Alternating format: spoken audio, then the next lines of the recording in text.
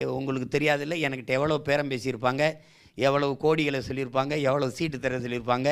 ஆனால் நான் என்னை வளர்த்து உருவாக்கின தலைவன் அப்படி.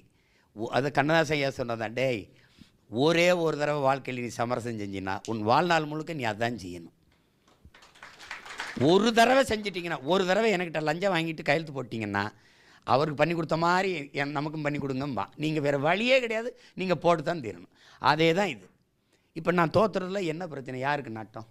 யாருக்கு நட்டம்? எங்களுடைய வாழ்நாளில் எங்கள் வாழ்நாள் தொலைஞ்சிருக்கு, தனிப்பட்ட சுயதுக்கங்களை இழந்திருப்போம், என் பிள்ளைகள் இது பண்ணியிருப்பாங்க. ஆனால் நீங்கள் ஒன்று கவனிச்சுக்கிறங்க, நாங்கள் விவசாய குடும்பத்திலேருந்து வந்தவங்க.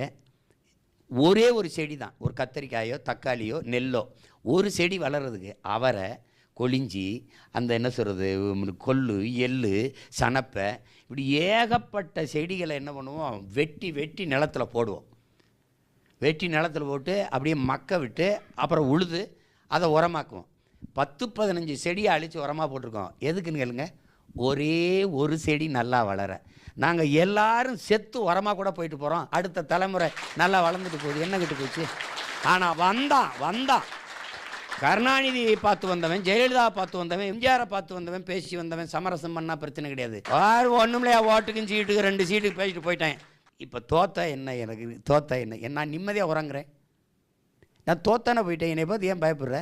எனக்கு ஒன்றுமே இல்லையே, ஒரு எம்எல்ஏ இல்லை, ஒரு எம்பி இல்லை, ஒரு வார்டு கவுன்சிலரோடு கிடையாது.